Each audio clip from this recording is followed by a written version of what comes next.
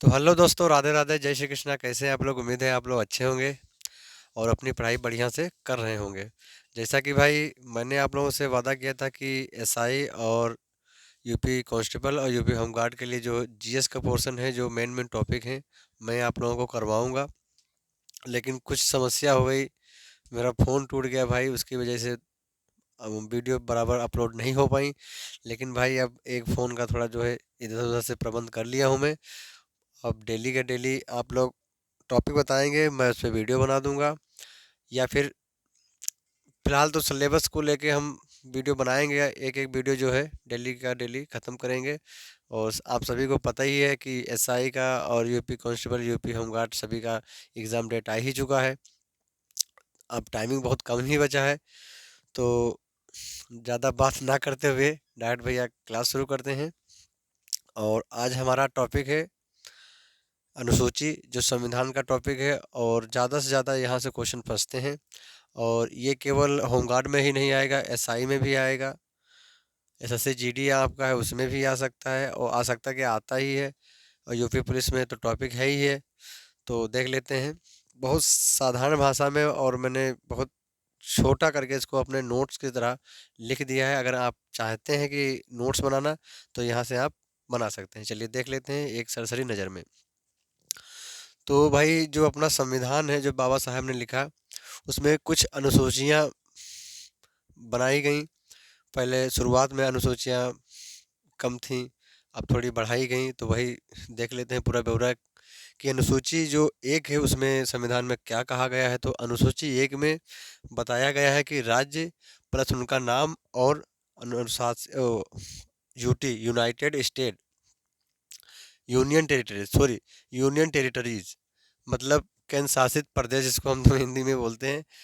तो अनुसूची एक में राज्य के बारे में बताया गया है, प्लस उनके नाम के बारे में बताया गया है, और केंद्र शासित प्रदेश जैसे कि दिल्ली, पुदुचेरी, अंडमान निकोबार, ये, तो उनके बारे में बताया गया है। दूसरे में वेतन के बारे में बताया गया है, और दूसरी अनुसूची में वेतन के बारे में बताया गया है, जो अपने राजनेता हैं उनके वेतन के बारे में बताया गया है। तीसरी में शपथ के बारे में बताया गया कि जो नेता लोग हैं अपने, उन लोगों की शपथ के बारे में बताया गया है, जिसमें से राष्ट्रपति की बात करें, उपराष्ट्रपति और राज्यपाल। अगर राष्ट्रपति की बात करें तो अनुच्छेद 60 के माध्यम से ये मतलब जो है अपना शपथ लेते हैं। उपराष्ट्रपति जो हैं 69 में लेते हैं, और राज्यपाल 159 में लेते हैं। तो चलिए मैं थोड़ा इधर आ जाता हूँ, आप लोग समझ लेना। तो ये शपथ के बारे में बात हो गई भैया। अनुसूची 4 में अगर देखा जाए, तो अनुसूची 4 में थोड़ा मैं मेरा हाथ ही दिख रहा होगा, लेकिन आप लोग कोऑपरेट करना। अनुसूची 7 में बताया गया है कि सीटों का आवंटन, जो अपना वोट का क्राइटेरिया है, उसका जो बंटवारे की बात करी गई है, तो अनुसूची 4 में बताया गया है। चलिए, और कहाँ की सीटों का आवंटन है, तो राज्यसभा और लोकसभा के बारे में बताया गया है कि राज्यसभा में कितनी सीटें होनी चाहिए, लोकसभा में कितनी सीटें होनी चाहिए। ये बात किस में कही गई है, तो अनुसूची 4 में कही गई। चलिए, ये भी फाइनल हुआ आपका। अब अनुसूची 5 में देख लेते हैं कि एससी एसटी क्षेत्र प्रशासन और नियंत्रण। एसटी एससी के क्षेत्र प्रशासन नियंत्रण के बारे में बताया गया अनुसूची 5 में। 6 में बताया गया कि असम, त्रिपुरा, मेघालय, मिजोरम के बारे में जो है बताया गया है। अनुसूची 6 में असम, त्रिपुरा, मेघालय, मिजोरम के बारे में बताया गया है। ये जहाँ यहाँ से ज़्यादा क्वेश्चन बनता है, क्योंकि ये थोड़ा डाउट क्रिएट करता है मन में। चलिए, अनुसूची 7 में संघ सूची, राज्य सूची और समवर्ती सूची के बारे में बताया गया है। संघ सूची, राज्य सूची और समवर्ती सूची के बारे में बताया गया है। चलिए, अगर देखा जाए समवर्ती सूची कहाँ से लिया गया, अगर पूछते हैं, तो समवर्ती सूची ऑस्ट्रेलिया के संविधान से लिया गया है। 8वीं अनुसूची बहुत ज़्यादा इंपॉर्टेंट है भाई, भाषा, जो भाषा के बारे में बताती है कि अपने भारत में कितनी भाषाएं बोली जाती हैं। तो 14 भाषा, 22 बोली। तो ये जो है अनुसूची 8, ये भाषा के बारे में बताती है। और इसमें थोड़ा लंबा है कि बाद में भी, मतलब पहले देखा जाए संविधान में 14 भाषाएं थीं, बाद में 22 हो गई। तो 22 कैसे हुई, इसमें संशोधन हुए, संविधान में संशोधन किया गया। तो 1967 में 21वां संविधान संशोधन हुआ, उसमें सिंधी भाषा जोड़ी गई। सबसे पहले संविधान संशोधन के अनुसार सिंधी भाषा जोड़ी गई। कब जोड़ी गई? 1967 में। कौन सा संविधान संशोधन था? तो 21वें नंबर का। चलिए, ये भी याद हो गया आपको। अब 1992 में बात की जाए, 71वां संविधान संशोधन हुआ, जिसमें नमक, ये ट्रिक है भैया, नमक जैसे कि मैं थोड़ा साफ कर देता हूँ। चलिए, नमक मतलब ना से नेपाली, मणिपुरी, माँ से मणिपुरी, और का से कोंकणी। कोंकणी। चलिए, आप लोग एडजस्ट करना।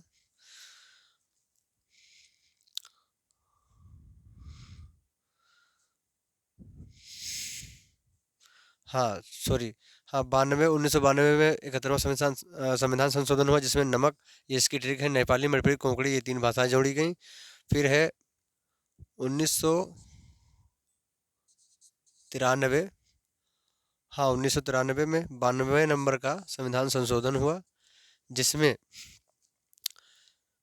4 भाषाएं जोड़ी गई, जो हैं अ, मैथिली,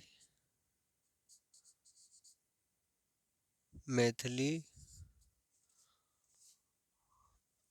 बोडो डोगरी, हाँ सॉरी, बोडो, बोडो, डोगरी, मैथिली, संथाली। थोड़ा मेरा माइंड वॉश हो रहा था, थोड़ा गड़बड़ हो रहा था, लेकिन याद हो गया। 1993 में 92 नंबर का संविधान संशोधन हुआ, जिसमें 4 भाषाएं जोड़ी गई, जो नंबर 1 बोडो, डोगरी, मैथिली, संथाली। चलिए, यहाँ तक आप लोगों को क्लियर हुआ। मैं एक बार फिर से रिपीट कर देता हूँ कि अनुसूची 1 में राज्य और उनके नाम के बारे में बताया गया कि अगर कोई राज्य है तो उसका नाम रख सकते हैं, क्या रख सकते हैं, बदलाव भी कर सकते हैं। और यूनियन टेरिटरीज के क्षेत्रों के बारे में बताया गया। अनुसूची 2 में वेतन के बारे में बताया गया। अनुसूची 3 में शपथ के बारे में बताया गया। चौथे में सीटों का आवंटन बताया गया, जो राज्यसभा और लोकसभा में सीटों का आवंटन है उसके बारे में बताया गया। 5वें में एससी और एसटी के क्षेत्र प्रशासन और नियंत्रण के बारे में बताया गया। अनुसूची 6 में असम, त्रिपुरा, मेघालय, मिजोरम के बारे में बताया गया। और 7वें में संघ सूची, राज्य सूची, संवर्धित सूची के बारे में बताया गया। जो अगर बात की जाए संवर्धित सूची कहाँ से लिया गया, तो ऑस्ट्रेलिया से लिया गया है। और एक बात बताना भूल गया भाई, आपकी संघ सूची में पहले 97 विषय थे, अब उसमें बढ़कर 100 विषय हो गए पूरे। राज्य सूची में 66 विषय थे, अब बढ़कर 61 हो गए हैं। और संवर्धित सूची में 47 विषय थे, अब 52 विषय हो चुके हैं। चलिए, अब अनुसूची 9 में देखा जाए तो भूमि सुधार के बारे में बताया गया, जो अनुच्छेद 31 के काम में है। और ये जो भूमि सुधार है भैया, ये फर्स्ट कॉन्स्टिट्यूशन जो है अपना अमेंडमेंट, जिसको बोलते हैं संविधान संशोधन, 1951 में हुआ। भूमि सुधार को लेके बहुत ज़्यादा बवाल होता था, तो उसको मतलब जो है सबसे पहले ही सुधारा गया। तो हमें याद करना है कि अनुसूची 9 में भूमि सुधार के बारे में बताया गया है, और अनुच्छेद 31 में बस इतना ही याद करना है, ज़्यादा लंबा नहीं।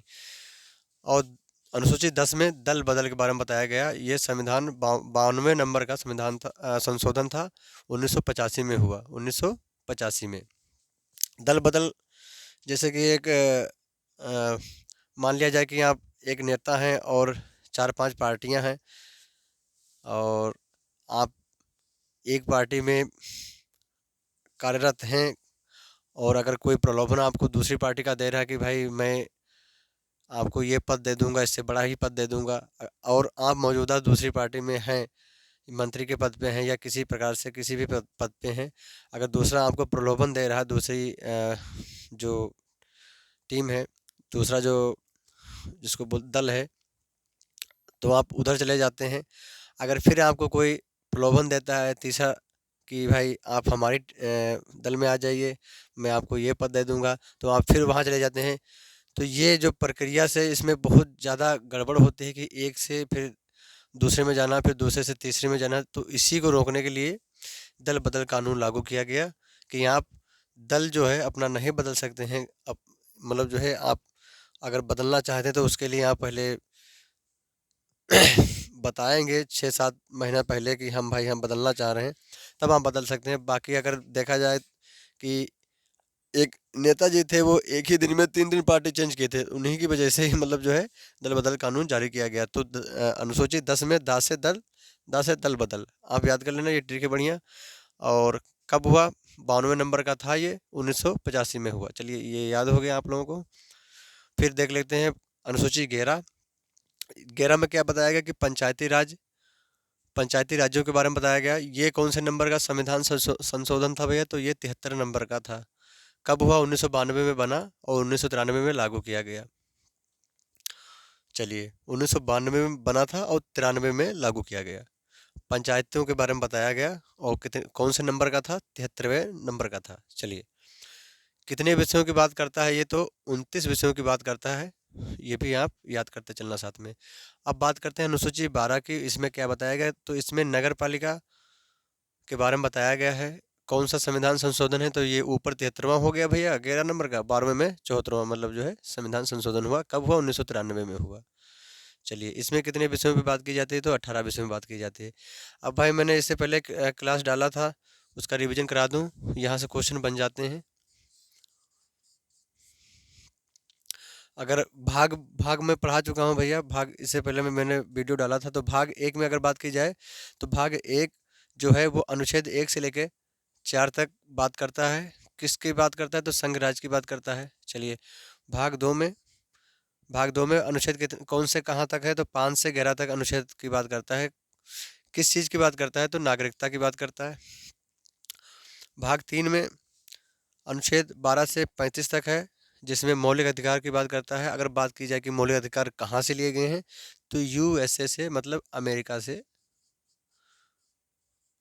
लिए गए हैं। आप लोग कोऑपरेट करना भाई, राइटिंग मेरी थोड़ी ख़राब है। चलिए भाग 4 में देख लेते हैं। भाग 4 जो है अनुच्छेद 36 से लेकर 51 तक बात करता है। और किस विषय पे ज़्यादा जोर देता है? तो डीपीएसपी मतलब नीति निर्देशक तत्व के बारे में बताता है। अगर बात की जाए कि नीति निर्देशक तत्व किस देश के संविधान से लिया गया है, तो आयरलैंड से लिया गया। यहाँ से क्वेश्चन बनता भी है, याद करना। और भाग 4 के काम में अगर बात की जाए तो ये अनुच्छेद 51 का काम है। 51 के काम में मूल कर्तव्यों के बारे में बात करता है। कहाँ से लिया गया है? तो रूस से लिया गया है। आप लोग बताना कि नागरिकता जो है, कमेंट बॉक्स में, कि नागरिकता किस देश से ली गई। ठीक है। थोड़ा यहाँ पे भैया मुझे डाउट हो रहा है 1993, आप लोग देख लेना अगर मुझसे यहाँ पे थोड़ा गलत हो रहा है। थोड़ा मुझे डाउट हो रहा है, अगर गलत हो रहा है तो आप लोग थोड़ा कमेंट में बताना, क्योंकि मैं भी भाई इंसान हूँ, जल्दबाजी में बताने में गड़बड़ाहट हो जाती है। बाकी आपका छोटा भाई ही हूँ। छोटा एक प्रयास किया है मैंने कि आप लोग इसको एक साधारण भाषा में समझ लें, क्योंकि किताबों में बहुत ज़्यादा ज़्यादा सा मतलब नोट्स समझ में नहीं आता है, लेकिन होता समझने वाला ही है। और अगर आप फ्रेशर हैं और अभी तैयारी आपने शुरू की है, तो आपको ये बहुत कायदे से समझ में आएगा, क्योंकि किताबों में बहुत ज़्यादा वो होता है। और इस समय अब उतना टाइम नहीं है किसी के पास कि किताबों को लेके कट्टर बिल्कुल एक सिलेबस लगा के पूरा निपटाए, क्योंकि पेपर का अगर देखा जाए तो सब समय निश्चित कर दिया गया है और समय ही बहुत ही कम है। तो ये थोड़ा डाउट में है, ये आप देख लेना। बाकी मैंने एक छोटा सा प्रयास किया जो अनुसूची थी, और मैंने अपनी साधारण भाषा में इसको बताने का प्रयास किया हूँ। अगर कहीं पे गलती हो गई है मुझसे कहीं बताने में इधर उधर, तो आप लोग उसको भी बताना, मैं सुधार करूँगा, क्योंकि मशीन से भी गलती हो जाती है, मैं तो एक छोटा सा इंसान हूँ। बाकी आप लोगों को क्लास कैसी लगी कमेंट बॉक्स में बताना। बाकी सभी को धन्यवाद। जय हिंद।